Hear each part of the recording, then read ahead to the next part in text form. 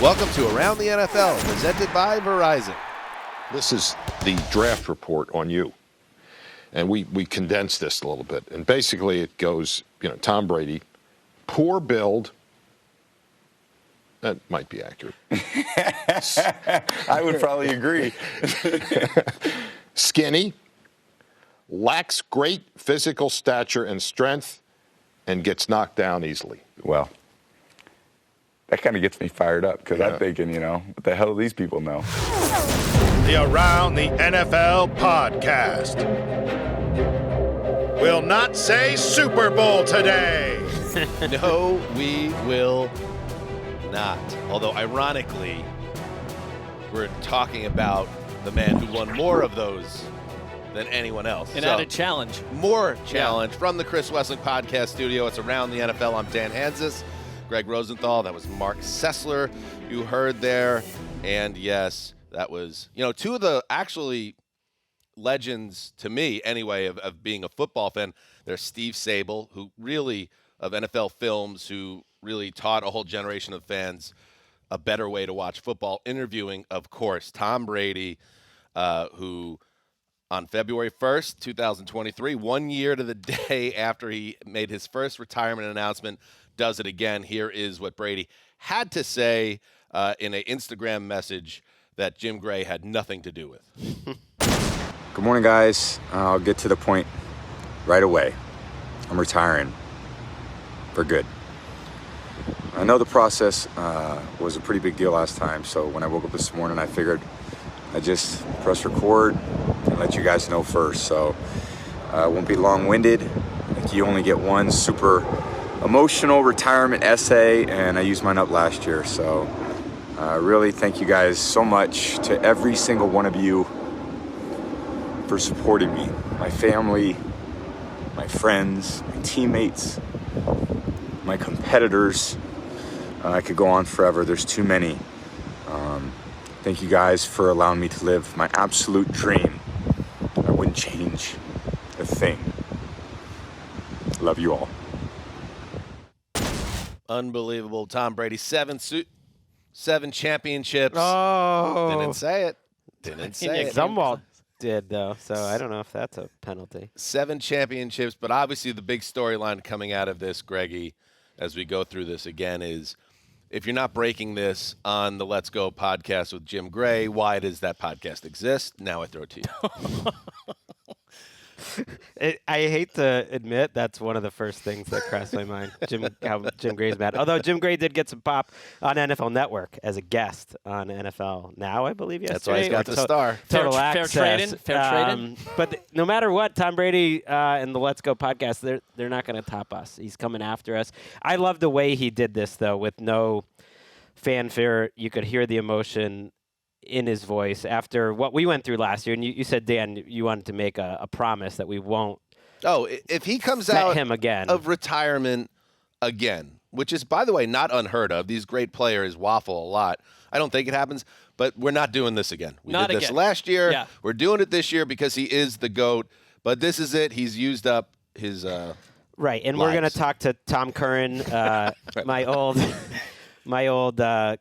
colleague over at Pro Football Talk and NBC, who's now at NBC Sports Boston, has chronicled his career. And he wrote a little bit about this, but I did think this was kind of the perfect note for a guy who came into the league as unknown as possible for a Michigan quarterback and then turned into one of the most famous people in America. And I enjoyed the simplicity of it as a fan. And as a fan, I have to admit, I'm relieved. I didn't want to see him play anymore. The whole reason why I wanted the Patriots or thought it was a good move to get rid of him back in 2019 was I thought, man, I just think it'd be depressing to ever see him have a decline. And then what did he do? He went and won a Super Bowl. He, I think, should have won the MVP just one season ago. We saw that decline start for only one season, and I'm glad for him that he's moving on now.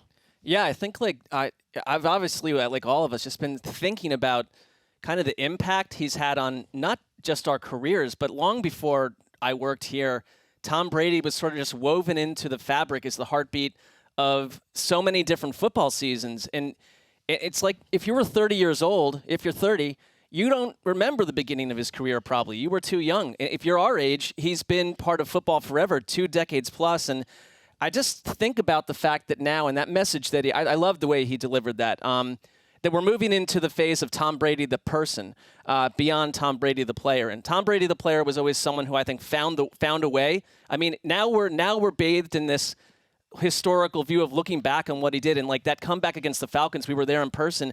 To me, signifies who he was. That like being down by that much, by 25 points, to him was an opportunity.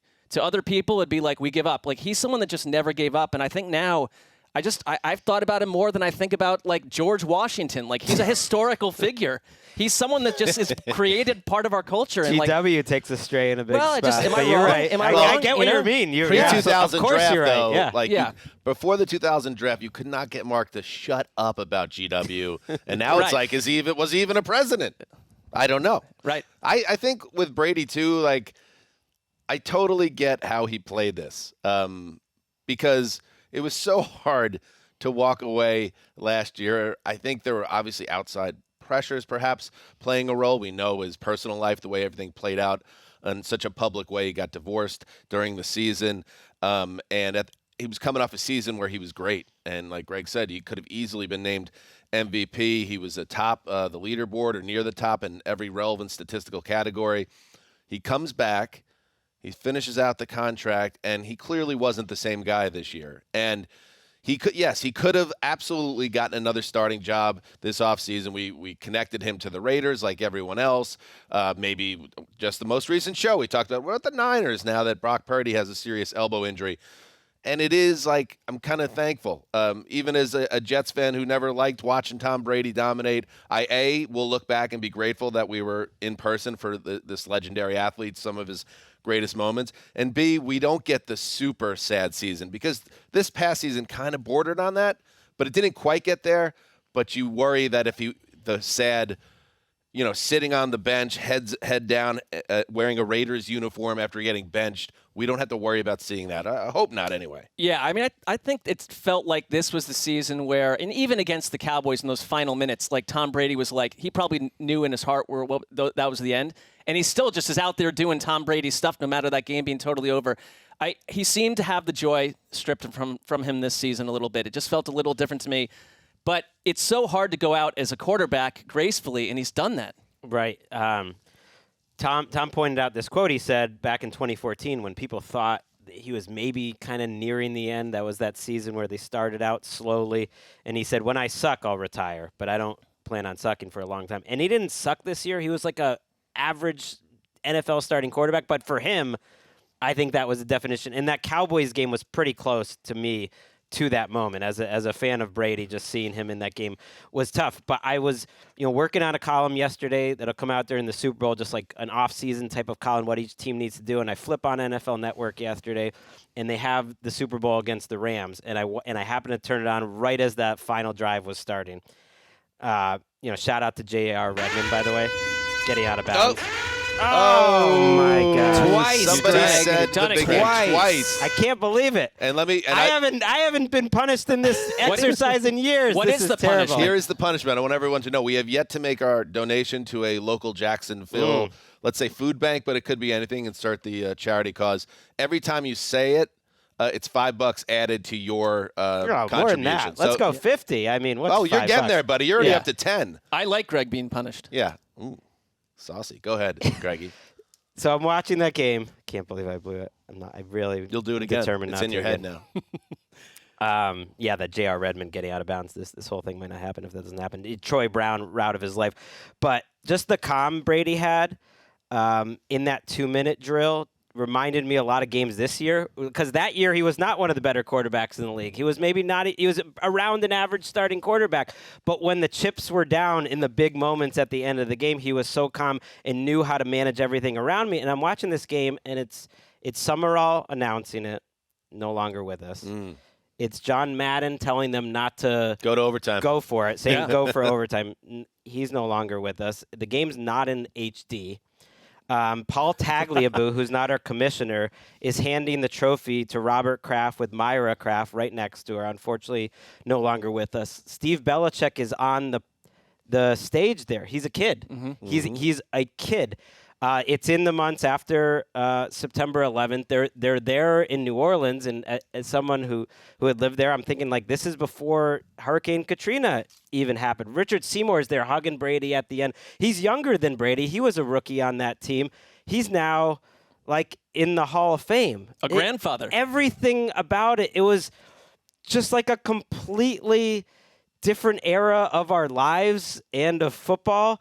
And Brady was there for all of it. It was my favorite sports fan experience. I lived out here in LA. I would watch every game with a couple of buddies. One was a big Patriots fan, and being out here watching that game. And I'm just thinking like, that was just a totally different time. And yet at the end of that game, that same like thing that made him special to go win that game was still here at 46, winning these Bucs games. He tied his all-time record for game-winning drives in a season this season with 5. Like that was still there. He's the best winner of all time. Yep, absolutely. And you're mentioning all these people that are no longer with us. I mean, it was nearly a quarter century ago. That's how long he played at this highest level. Obviously played longer than anyone ever had that wasn't a kicker. He was at the Janet Jackson halftime fiasco. He's been everywhere. He was there. You know who wasn't there? George Washington. Exactly. Hack. You know who took no responsibility for any of that? Who? Justin Timberlake. Got him. I was going to say George Washington. Yeah.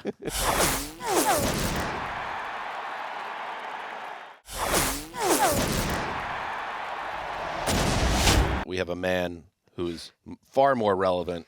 He is Pat's insider for NBC Sports Boston. He's covered the Patriots since '97, so he's been there the whole way through with Tom Brady. Tom Curran, welcome back to Around the NFL. How are you, sir? Tremendous. Thanks for having me. How's everybody? Good to see you, Doing Tom. good. We used to work together, Tom and I, back in the day over at NBC. Tom gave me a lot of grief. He's like the funniest guy I know in the biz. Get out. Don't you? Who's your comedian friend? I'm not the funniest guy you know. I said, well, in the sports business, it is a common thing. Like our friend Dave Damashek likes to say, everyone thinks they're funny, but no one. But Tom Curran with the one-liners. Well, now there's a lot of pressure on Tom. You say that after the conversation. Sure. Like this, just, once again, a reminder of how funny Tom is. But now Tom has to perform. Let him drop some bombs. In a way. Mr. Curran, thank you so much for joining us. And, what was your first reaction when you woke up or you saw the Instagram post that he was walking away? First of all, did you buy it this time? And B, did it strike the right notes for you? I did buy it.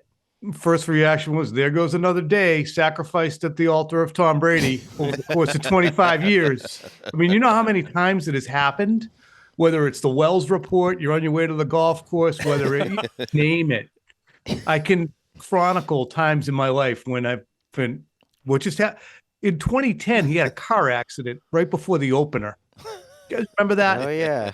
He's in the midst of a contract negotiation, and Kraft immediately ran over to his house and gave him the biggest contract in the NFL. That was another one. But that was my initial reaction, and I really didn't leap to see what the announcement was. I'm not an early riser, so it was around 8:45. I go, what's this going to be? But it did strike, in my estimation, the right notes. And the column I wrote, guys, was basically that this was a Spartan announcement that was self-aware enough for a guy who seemingly has become less and less self-aware as he's embraced his brand and self-promotion over the last few years in a way he never had before. He kind of seemed to realize that I can't make this a brand ploy. I can't make this a marketing ploy. I can't be overwrought with this. Let's just say it what it is and move on. So I thought it was good, and it struck the right notes in my estimation. I loved what you wrote, and I think that there were obviously a billion columns being produced yesterday about the numbers he compiled and all that jazz, but you talked about Tom Brady, the man, and after that Spartan comment, I just want to read something that you put in your column. You said, during that announcement that he was just a guy who looks tired and bummed out with a lot on his mind. Understandably, it's complicated. Brady belongs to America, but he somehow seems to have become a man without a country. Like, who is Tom Brady, the man, going forward? I mean, you've been around him more than anyone. Like, what's your impression of who he is and who he becomes at this point? I think he's a very he's a very closed guy whose family is extremely important to him, and he wants to have an enjoyable experience on the earth and do as many things as he possibly can. And I think in embracing those things, especially after he left the Patriots, he kind of drank heavy from the chalice of everything. And now he's realized, okay, I have an ex-wife in Miami, maybe or maybe not. I'm not sure if his kids are exactly there specifically or not. I'm guessing they are. Then he has a son in New York and parents in San Francisco. He made his mark here in New England, was here for 20 plus years. He probably has property in Tampa. So he's everywhere. And his family is scattered. His parents were very important to him, approaching their 80s. His kids are into their tweens. And all of you guys, I don't know how old you all respectively are, but the ages of 35 to 45 for men can be very challenging because so much is changing so fast and the milestone portions of your life have kind of passed. And you're trying to find, what the hell am I doing now with my life? I've finished coaching my kids. We've already gotten married and looks like I'm just killing time until 80. This is so real, Tom. This is hitting pretty hard right now. FYI, Across the board. Says the 42-year-old. Yeah, so that's why I'm still playing at 55. I'm still playing men's hoop on Wednesday nights. We're 7-1, but you got to find something, and you got to find something fulfilling because, and I think that football has filled that void for him, but it's not as fun, and we could see it this year. I love that, and I did love seeing some of the social posts from players' wives. Like Logan Ryan's wife had a great post on Instagram talking about how Brady and her and their two families and their kids and his daughter were.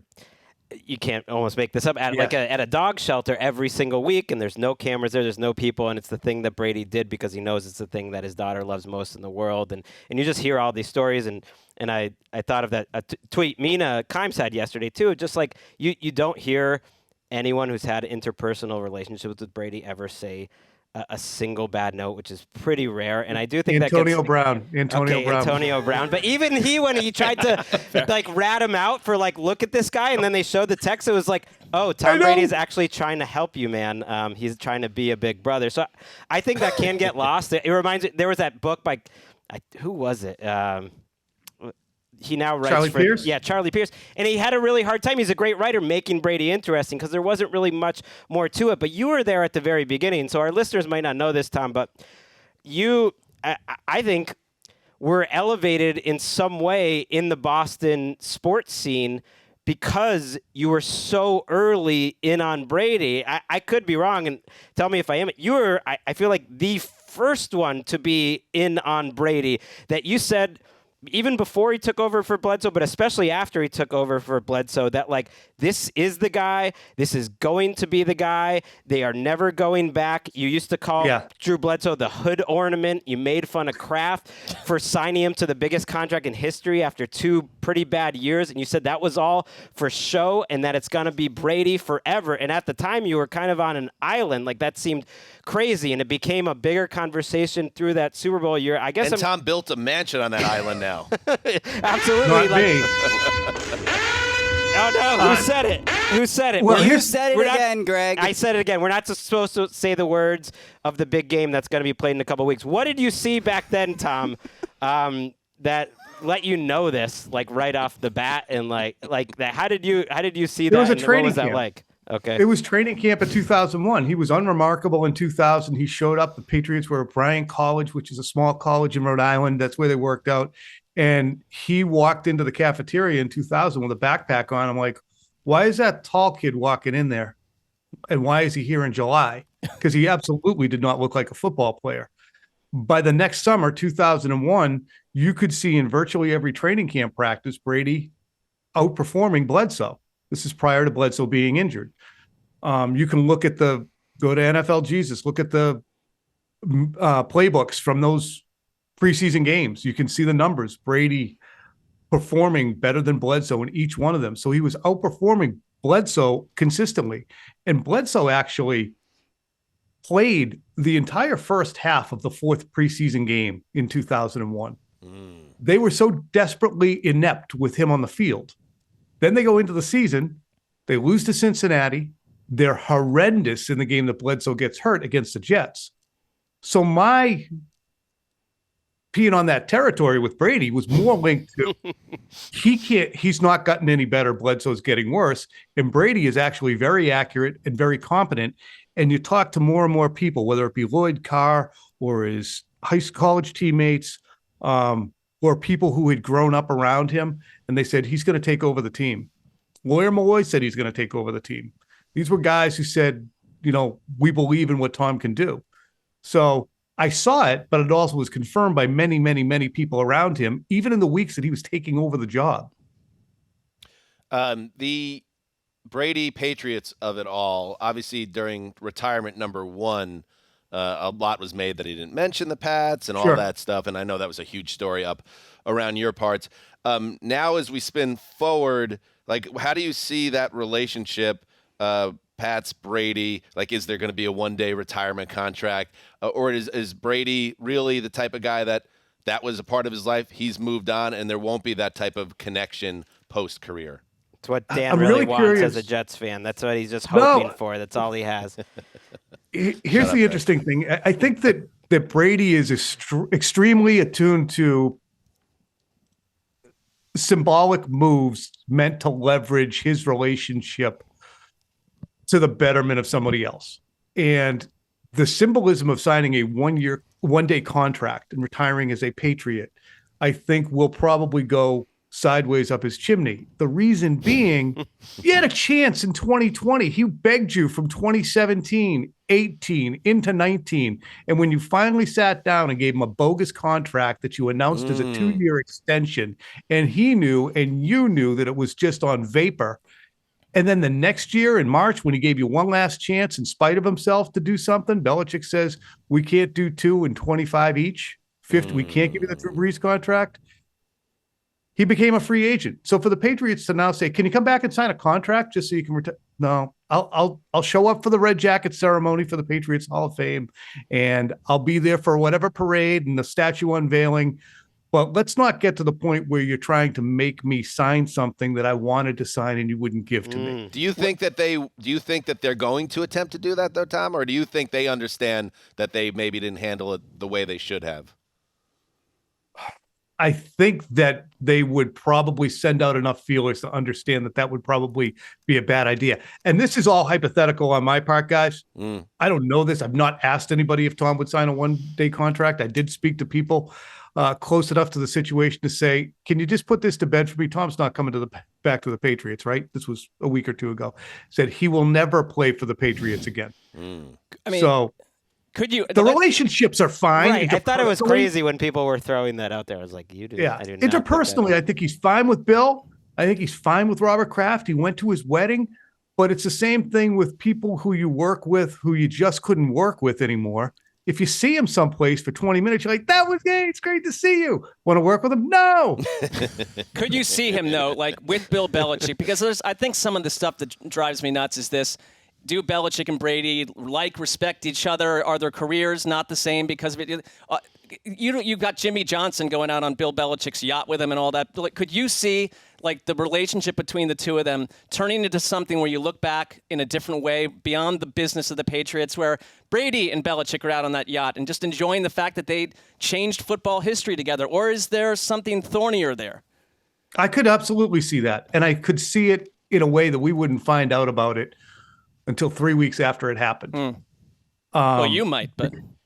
Well, I might, but chances are I wouldn't, because they know that it would go immediately right to telling everybody, and they would want to be private about it. But I think that they could, in the realm of, we've shared so much together, we did so much together, and we've never had a relationship that is away from football. So Belichick changes drastically. I'm sure you can hear from any number of former Patriots, whether it's been Willie McGinnis or guys who have come through NFL media who were with the Patriots, can, have testimony to how much Bill changes after someone is not their employee anymore. And Belichick really did that after that game last year at Tampa. He spent 25 minutes after a primetime game in the locker room talking to Brady, so the damn buses back to Tampa had to wait. which is probably Bigfoot in the whole situation in the way Bill loves doing. But think about that. So, yeah, I could see it, but I just don't think it's going to be them sitting down and throwing Doritos at each other and gambling on the couch. I could hear That'd be from great though. Tom Curran Yes, would. on Tom Brady all day long. I'm curious how your relationship is with Tom over the years.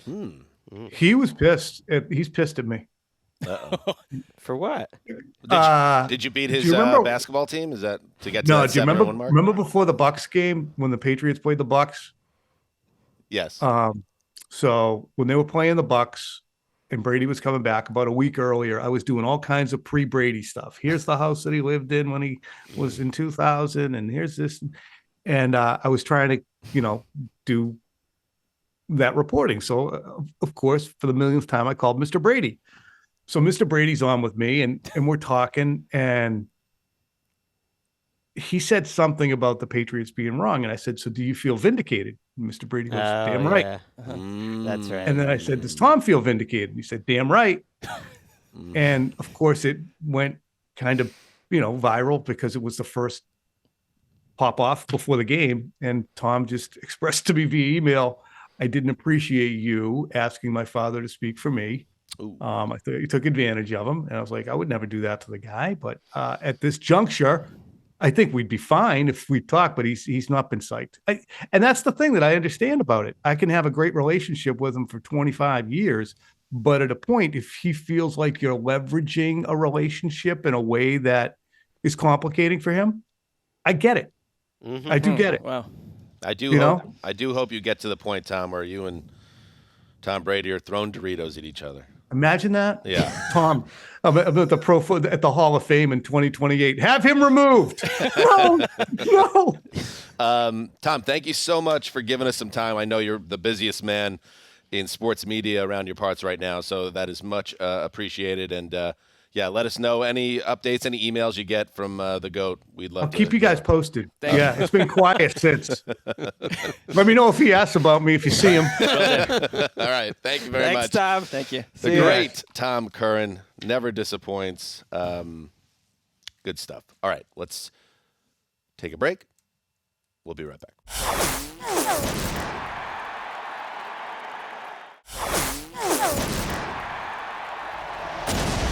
Hollywood, where your dreams are made and also crushed. It's a tough town. Okay. Before we get to some quarterback talk, we just talked Tom Brady. This is something I've wanted to do since really I saw the trailer for 80 for Brady for the first time, which if you're not aware of 80 for Brady, what it is, our producer, Justin Graver, is going to give a very concise summary of what the film is about. Gravedigger. Yes, so the film... You guys hear anything? No. No, not yet. Oh, Justin, what's up? Sorry, I thought if you cue me, I don't have to do that. Yeah, it's a little complicated. Right. Okay, anyway, the film is about 4 women in their older stages who... Octogenarians? Is that it? Yeah, Octogenarians? Octogenarians, Yeah. First time I've heard that term, who really want to see Tom Brady play football. So they decide they're going to make a road trip to see him play against the Falcons in Super Bowl 52, whichever one that was, which ended up being the 28-3 Oh, you said comeback. something. Oh. You said something. All right, and just again, an old Gravedigger's in a big heap of mess because not only does Gravedigger he gets dinged if he says it. Yeah. He gets dinged if he misses any of us saying it and doesn't call it out. So right now he's down $5. Greg all the way down to 15. He's up to 15 in the hole right now. Graver acknowledged that this will be one of the first episodes in a long time that he's actually listening to what we're saying while it's happening. Yeah. Yeah. Sometimes I tune out. It's a But little problematic. I got to hang on every word here. Sometimes I tune anything. out, says our producer. I learned from the best. Ricky Hollywood taught me well.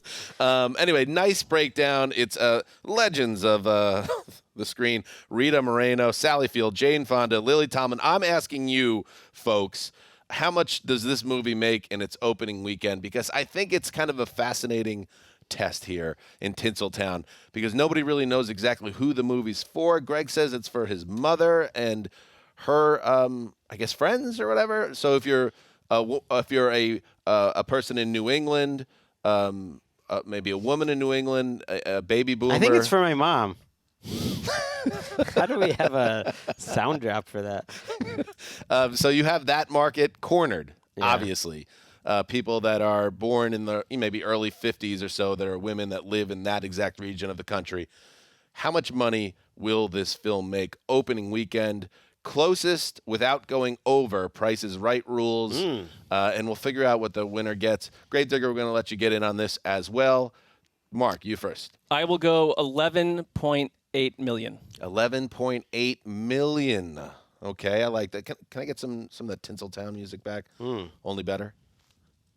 Go ahead, Gregg. Why don't you go next? All right. I did do a little cursory research. I checked in what is a football movie. Draft Day came out 9 years ago, and that pulled in 9.8 million. Now you got to adjust for some inflation. Back then, that's not a terrible. I thought it would have been lower for Draft Day. I think that this movie will do worse than that, factoring in inflation. Yeah, it will make about 9 even. 9 even. I have for 80 for Brady. Okay. Well, you are accounting for inflation. I'm going to account for the pandemic and the decreasing box office. Oh, very smart, very wily. I'm looking at the last weekend's box office. Left Behind, The Rise of Antichrist, debuted with 2.3 million. I feel like Tom Brady is a Christ-like figure to some, so he'll do better than that, but not much better. Let's go 3 million. I've potentially way overshot this then. I mean, I could be wrong. 3. I'm gonna go low. That's an absolute bomb. If that's an all-time Ishtar-esque bomb. Stinker. All right, how about you, Grave Is this better? This is better.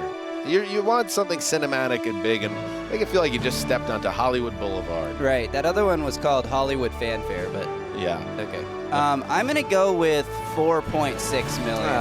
Oh, so you boxed them, Greggy. Right. That's my whole thing was I like that. That was the closest I could get to getting $1. Basically, I was taking low. Greggy boxed in a big spot. I think Gravedigger is the Vegas favorite in my mind, but obviously not in your. But in most games on this show, the producer loses. Yeah. So you got to factor that in as well. I mean, I've got to get it between 3 and 4.5, so that's a pretty small window. I'm hating what I did because the last 5 times I've been to the movie theater, there have been about 15 people in there.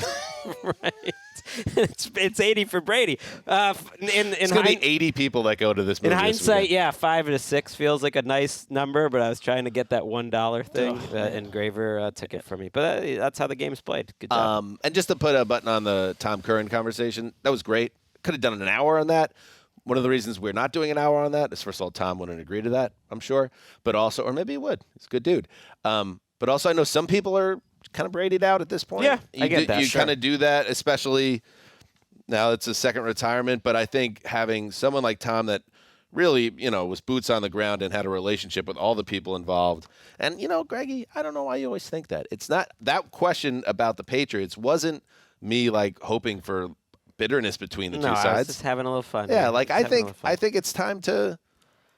I think he's above a one-day retirement. I don't think that's something that's going to happen, but I would be unfortunate if there's a Cold War and that's kind of what their situation is moving forward. But it was a great question, and I know that because it inspired a surprising and compelling answer. So you did a good job. Thank you, Daddy.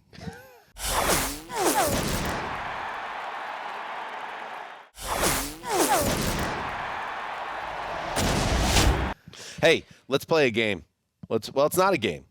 Let's help people. Let's head into the old. Imagine a police station. Now we're talking about old Hollywood. Now imagine an old police station. You walk up the marble steps, and you head into the big doors, and here you are inside headquarters. And now we head into the meeting room. Yeah, Dragnet style. Dragnet style. Never saw the show, but I think I get the ref.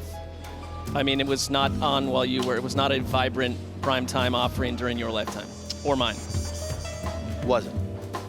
But what we're going to do But it was here, closer to yours. undoubtedly, By a few years. we are going to take a look at the remaining, or the quarterbacks of note who are in limbo right now. It's a case file study. And we're going to go through the files. We're going to pull the files on these quarterbacks, these mysteries. We're going to try to kind of crack the case on where these quarterbacks end up. Tom Brady, pick up the file, toss it in the garbage. Put it in the circular file. Put it in the circular file. What does that mean? Garbage can. Round garbage can. So, is that what that is? Yeah. I never knew what that meant. Circular file. Circular. Just like, we're filing that away for good. Learning so much in this episode today. Yeah. So let's pull the file open. What do you got? Pull a name, Greg. Pull a file. Let's start with the guy we were just talking about in the playoffs, Danny Dimes. No, you're pulling the Dimes file. Daniel Jones, because this young man, That case is ice cold, see? I think, is in line potentially to make more guap than anyone in this filing cabinet, outside of perhaps Lamar Jackson.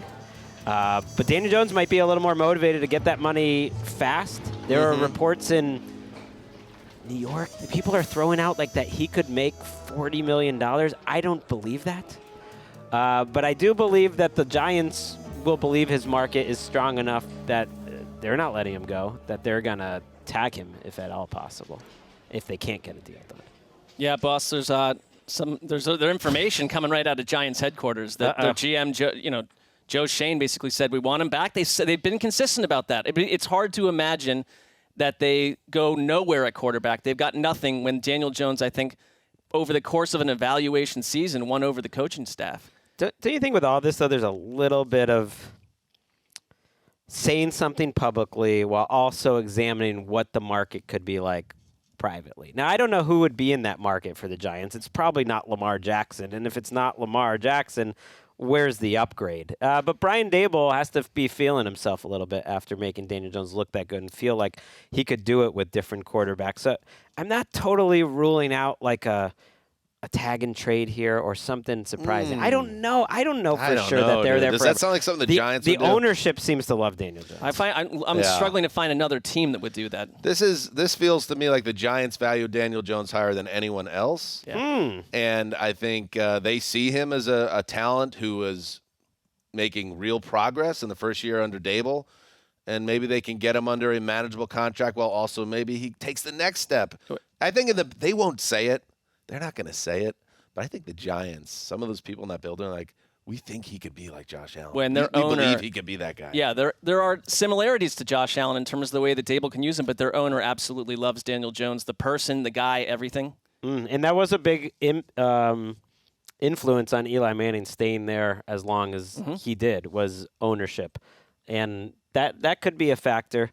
But you said who would want him. I mean, plenty of teams would want him. I didn't say that. I mean, you said that they like him more there. I think teams like the Colts, the Texans, the Panthers, the Bucks, the But I think a lot Saints, of that speaks like the to the Commanders, fact you just never know. A lot of that speaks to the fact that this so-called carousel of quarterbacks gets real stale after 2 or 3 names. Yeah, and here's the thing: we thought that last year that there actually wouldn't be that much movement. Remember, that was the conventional wisdom at the scouting combine that late in the offseason. Well, relatively. I mean, it's still before free agency, and then it ended up going crazy, and everyone changed teams. And so I guess I don't put Daniel Jones so far ahead of these other names that like a surprise couldn't be coming. Some of these teams have high draft picks too. I wonder if that could get involved. Like the Giants are one team, and they have a coach who can develop quarterbacks that they could get creative if they wanted. I think we got this case figured out. Yeah. Let's close this case. He's going back to the Giants. Let me dig back into the file here.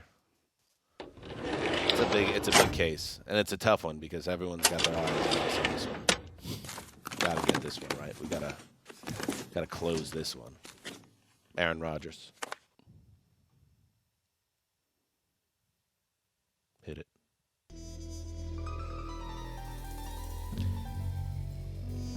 There's so much evidence here pointing to the Jets. There's so much. They're the culprit here. I'm going to put the collar on the Jets on this one. I'm going to give you 8 reasons real quick here. 8. And tell me, disagree, wherever you disagree. Okay. Are the Jets openly pining for a veteran quarterback? Yes. Would Rodgers be by far the best veteran QB on the market? Yes. Is there a connection between Rodgers? No, I would say. If Lamar is somehow available, no. The answer. If we're viewing Lamar as available, I would not categorize We'll pull the him as file. available. We'll pull the file if Yeah. we have to. Yeah. Okay, Lamar, sure. Rodgers and Nathaniel Hackett, is there a connection there? The new offensive coordinator. Correct. Are Robert Saleh and Joe Douglas entering playoff or goodbye type seasons for the Jets? Correct. Would Rodgers give the Jets huge national pop, put them back on prime time, take the headlines from the Giants? Oh, yeah. Has Woody made a big splash since he came back as the acting owner? No, but he's hinted at wanting to do so. Zach Wilson, remember him? Does he have a relationship with Rodgers that's deemed to be close, allowing the Jets to sell it as not only getting Aaron Rodgers, but here's a mentorship for our young quarterback we're not giving up on? It's a story. That's a yes, but it's like way Soft lower yes. than in importance in all the other Well, yeses. it's But 7 it's of still a 8. yes. It's still And a yes. 8, did Brett Favre come to the Jets via trade, via the same ownership and the same teams involved? You did. History is instructive, Chris Wessel does know what to say. Now, is there another team that could come in, swoop in, and make a big play for Rodgers? Absolutely. But I don't think any team is, A, as desperate as the Jets, B, have the need that the Jets have at this level compared to what else is going on with their roster. It just would surprise me at this point if it doesn't happen. Whoa! That's where I stand. Dragnet. Yeah. You can give them, you've got the 13th overall pick if you're the Jets. You've got other assets you can move. I don't feel as certain as you do because I think if you're a Green Bay, you've got to work with Aaron Rodgers on some level if there's a trade. And I'm not convinced that Aaron Rodgers would see it as a match. Why not? I think the problem, and you would understand this better than anyone, Chief, that the Jets have... Immediately makes them chief. No, the Jets have historical issues that I think make them, like, that override the current bubbliness around some of their roster positives. Do players think that way, though? I know we think about it that way. I think What, players you mean absolutely that the Jets think. are a tortured franchise that has failed? I think that if you're Aaron Rodgers, you're very much about your legacy, and this is the tail end of your career. I mean, he's been weighing retirement year after year, and it's like staying in Green Bay from one more year, fine. You kind of know what you're going to get there potentially. The Jets are an absolute raging X-Factor wild card landing spot for someone like Aaron Rodgers. I hear what you're saying, but I hear what Aaron Rodgers has been saying on Pat McAfee, and I think he went out of his way to compliment the Jets specifically and their talent that they have. And to me, I think he cares more about that, who the receivers are, and I think he'd be excited about the receivers there. The money thing is interesting. The Jets would have to cut a lot of players. You'd have to pay them, I think it's $60 million this year.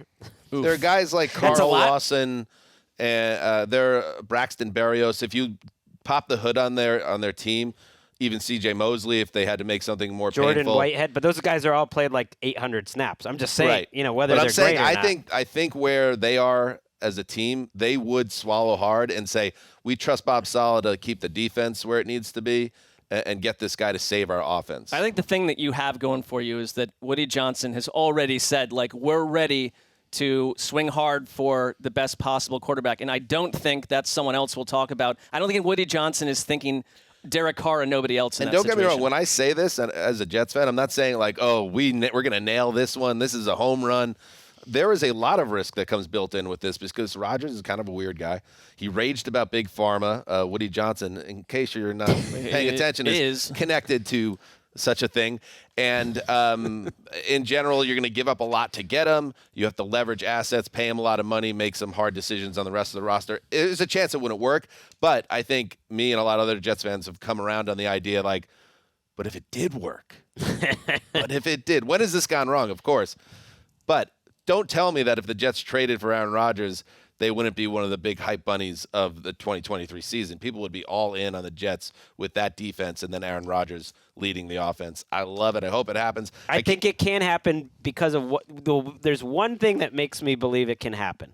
What about the 8 others I gave you? One more. All that evidence. One Those more. were solid data points. I agree. I know it's circumstantial. No, but I agree with all of that, and that's why I think the Jets would do it. But I'm thinking I'm more thinking about why the Packers would do it. Like, why do the Packers want to do this? And the number one reason would be that they genuinely believe in Jordan Love's development. And I do get the feeling over the last year something changed where they believe he improved a lot in the last year specifically, and that when they saw him on the field, that he was a different quarterback. And when they saw him in practice and training camp, he was a different quarterback. Because I don't think any of this happens otherwise, because they're not trading Aaron Rodgers unless they think they can go win the division with Jordan Love. I don't think they.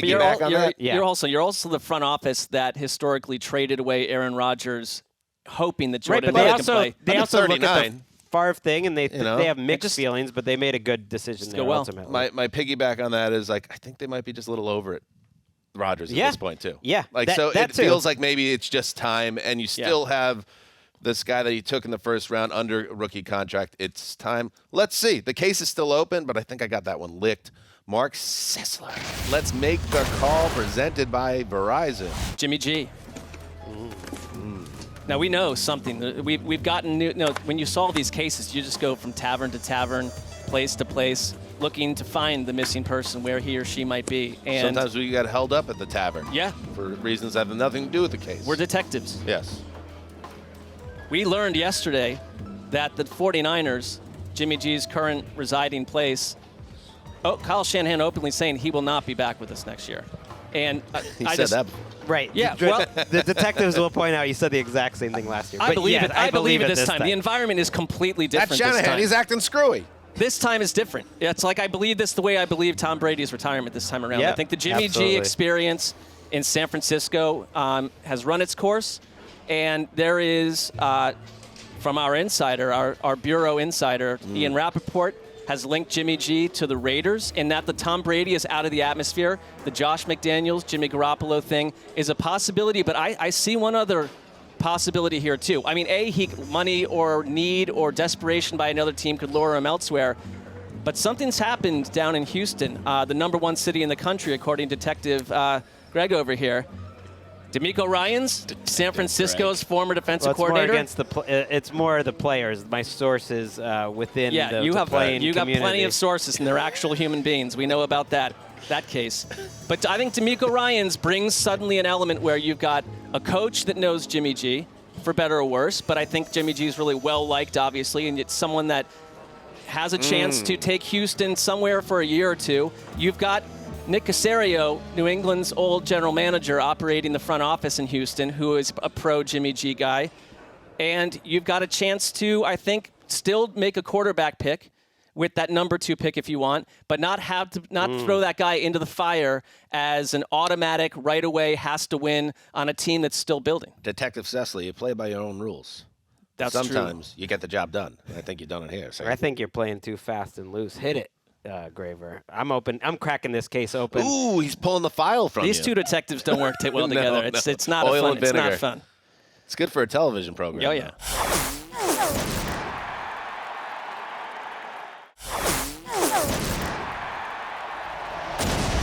I got to pull up the Carr file. This one is everyone's perplexed by this case, so maybe we put our heads together on this one. Now the initial thought, and perhaps still the overriding thought, is that Derek Carr is a Jet, because it does make sense. You could connect those dots, and I would imagine if Aaron Rodgers stays in Green Bay or something else happens, he goes somewhere else, the Jets would try very hard. Although the timing is tricky here, by the way, because Carr is going to be a free agent, and there's some post-June 1st heat connected to Rodgers, as I understand, that the timing matters with all this. So obviously, Jets and Carr make sense. But I'll throw another team out there, because I do believe Aaron Rodgers will be a Jet, as I said. So where does Carr go? How about the Commanders? I think the Commanders obviously looking for an upgrade on what they had last year. And I know, especially Detective Sessler over there, you're not a Derek Carr guy. I'm not necessarily saying that the Commanders are going to get Derek Carr and be like way better, but I think it's going to be a better quarterback situation than it's been in recent years. And that defense with Carr, I think that is a team that can contend for the playoffs. They have weapons for Carr. You're not sending him into a bad situation in that sense either. Carr to the Commanders is some evidence that I'm piecing together. Your thoughts? Here's what I like. I'm not a Derek Carr guy, but Ron Rivera specializes in obtaining veteran quarterbacks who I'm not into year after year. And, I think that they are looking for something. I don't think you can run back the Carson Wentz experience. Oh, no. I think they kind of did Taylor Heineke dirty at the end of the year, and I think he's a free agent. I think he wants out of there. Sam Howell is, I was a spicy season finale start by him, but that's a project. Taylor Heineke might be, a little surprised by how cold his case is on the open market. Maybe he shouldn't leave Washington. Well, I don't think he's going somewhere as a starter, but he's just not part of their future. But I think Ron Rivera is coaching for his job, and Derek Carr there aren't a lot of options out there. I don't think Jimmy G goes to the Commanders, and Derek Carr, if the Jets thing goes south, or if it holds up with Aaron Rodgers, which you believe, I'm not so strong on that, I could see Derek Carr winding up with the Commanders. I would introduce the Indianapolis Colts as another option, depending on who winds up there as a coach. Supposedly, or reportedly, according to The Athletic, they haven't given Carr permission to seek a trade yet. And there's reasons for that, and I think they make sense. He's not a free agent. He signed for 3 more years, and I actually think his contract and then Ryan Tannehill, if we're going to talk him at all, are assets. Derek Carr making $32 million this year, and you don't have to give him any bonuses, great. That's actually on the lower end of starting money. Next year it's 41, which is a lot, but you don't have to guarantee him any money. I think you guarantee him 7 of that, which is virtually nothing. So it's just a look-see. I don't think he could be asking for a raise or anything, and it makes me think that he's going to get a better offer in terms of trade. What the Raiders are going to get way more than we would expect. If Carson Wentz could get 2-2s, and everyone agrees that they overpaid, I think Carr ultimately will get that much, or maybe even more. And people are kind of looking at Derek Carr like they're not that excited. Sure. But you mentioned the Commanders. I think that makes a lot of sense. You mentioned the Colts. I think that makes a lot of sense. How about the Panthers? That makes a lot of sense. Sure. Yeah. With Frank Reich. How about the Bucks? That he makes would upgrade some sense. a lot of teams. How about the Saints? He really would. As I was going through this list, even if you take off the teams like the Seahawks and the Giants who kind of have guys now and are probably keeping them, there are too many teams, not enough quarterbacks, and Carr is sort of threading that needle of a guy who's an upgrade and available. I think he's going to end up it might cost a first-round pick to get Well, also, who is the bigger winner in the Brady retirement? Because that takes Brady out of the cycle. And probably what happens is Aaron Rodgers stays in Green Bay. Probably Lamar Jackson stays in Baltimore. I'm just saying. I thought he cracked the case. Yeah, I kind of cracked that though. But we don't agree on Captain. that. I'm loyal. I didn't close. Captain. I didn't close that case, but it is something that I feel like I got. I'm just saying, if you want to just say that these guys stay home, that Derek Carr suddenly, unless someone has eyes for Jimmy G, which he's a tier down, for a little bit below Derek Carr, I think, in certain situations. But Derek Carr, to me, becomes the guy that 5 or 6 teams are chasing after. You mentioned the Saints. They have literally, they can't stick with anything they have at quarterback feasibly and sell that to the fan base. They have Jameis under contract. Andy Dalton is a free agent. I think both Jameis Winston starting next year after what happened with him and Dennis Allen this year feels absurd to me. One note on the timing with Derek Carr. So the Raiders have a deadline here of February 15th to either trade Carr or cut him, and that's connected to a $40 million guarantee that locks in at that time. So you can trade for him. They're not going to take that guaranteed money on, I would imagine, the Raiders. So they'll probably, cut him at that point, right? So he's not getting cut in any scenario. And I think it's a pretty I think the guaranteed money they'd have to give him is $7.5 million. Yeah. He was due 40 a year from now, and you're right. It would be nice to do that, but you can also rework all that stuff. You can work with him to kick that down the can, to kick that can down the road. I feel like that deadline is We're 2 weeks away nebulous. from that nebulous deadline, but I could see that happening. Absolutely. These are teams that a lot of these teams also, it's nebulous. If they've identified Carr as the guy they want and they know there's a hot market for him, they're going to want to try to lock him down, and then they could proceed with their off-season plan and their draft plan. I think it's already happening in back channels. Stafford, it could happen by the end of this episode. Stafford and Alex Smith. He seems like the guy that should be getting done before that deadline anyways. You're right.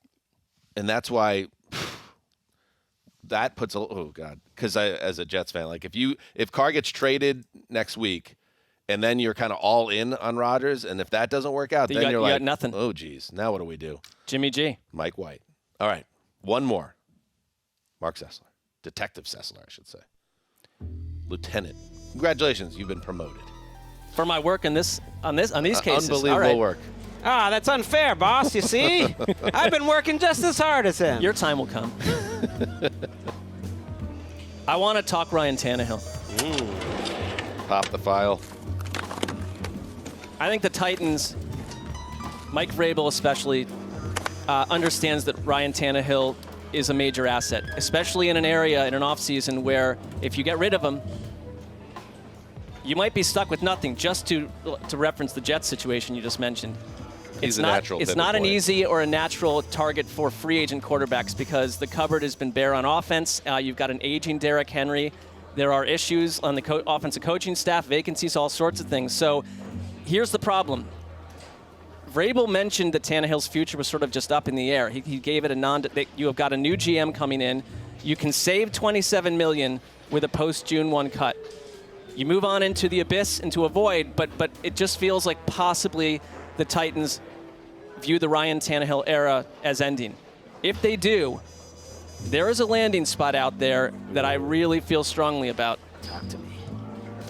Arthur Smith and the Atlanta Falcons. Arthur Smith, Ryan Tannehill's old offensive coordinator. I can see that. And, that's why you're the lieutenant. Yeah, Arthur Smith's the guy that, went back to Marcus Mariota, to an old love, and realized for the second time, this ain't a match. But Ryan Tannehill and Arthur Smith always were a match. They've got the number 8 pick. They could use it on another weapon, and suddenly that offense starts to look pretty spicy. They can run the ball really well. You've got a lot happening. Drake London at wide receiver. The tight end that never fit with Marcus Mariota might with Ryan Tannehill. You can start to see something, and I think that Arthur Smith is under a little bit of pressure where you can't just project or hope that Desmond Ridder will solve all your problems. I love that, and I love the thinking of him getting traded in general. Just because what we talked about with these other teams, which we don't really have a beat on. Panthers with Reich, Saints with Dennis Allen, Bucks with Todd Bowles, presumably. I mean, they don't have any quarterbacks right now. The market that will be aggressive trying to get Derek Carr, the same would be true for Ryan Tannehill. And I don't think his contract is a problem. And I look at this Titans file. There's a lot of dead bodies in there. A lot of dead cap space right now. A lot of toe tags. This roster is a little bit of a mess. They don't have an offensive line. They don't have any cap space. I don't see a path logically forward for them, and if ever there was a time to blow it up, it would be with a new GM, and who knows, maybe Derrick Henry's file. I mean, we got a detective who's been on this Titans case for a long time behind the glass, too. I wonder what his thoughts might be. He has not been promoted to detective. Not yet? Yeah, he's still cleaning the bathroom. He's on the police. He's in the academy. Seems unfair. Yes. Cleaning the bathroom. Come on. What's up, Great Digger? You look at it from the Titans side, General Manager Rand Carthon came in his introductory press conference. They said, do you see Tannehill as your starting quarterback next year? And he said, I'm still evaluating that. Mike Vrabel's going to make his decision on that. I'm going to make my decision on that. Then we'll come together and form a consensus and share thoughts. But I think they could get a first for him, and I think they would do it. The fact that he didn't commit to him, I mean, even just to say it the way the Cardinals committed to Josh Rosen before drafting Kyler Murray. Right.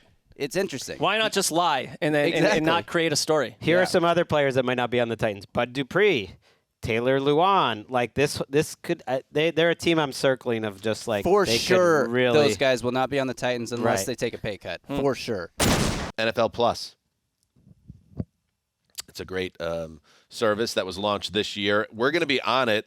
We're doing a Q&A ahead of the Big Game 57, and we're going to answer them and next week in a Q&A show available exclusively on NFL Plus. It's getting posted on Monday, answering all of your questions. We sent out queries on social media. We asked you guys to send us your queries. We will now answer many of them. And on Monday, if you check out NFL Plus exclusively on NFL Plus, you can see our answers. Somebody replied, why would anyone want answers from these guys? They never get anything right. I saw that tweet. It's well, That's kind of not totally inaccurate, but hey, we're going to give you to our best of our knowledge. 17-4 in the lock competition this year. How about that? There you go. Greg brings it back to himself once again. Yeah. This is a trend. Lock it up. This is a trend. A weather-worn trend. It's about me. What was that? 7'4", Drew, in my ear? We can't hear him. I missed it again. Plus.nfl.com. That's how you get it. People were also asking, how do I get it? Plus.nfl.com. All right, good stuff. This is our not our last show from LA. We're going to do one more show on Monday, and then we are on aeroplanes to Phoenix for the big game 57. The Don't Say the Big Game episode comes to a close. Nailed it, Mark, you and I. Good job. Thank you to everybody for listening. Thank you to Tom Curran for that great Tom Brady conversation. And Tom, please, that's it. That's all we can do with you. Walk away. Heed the call.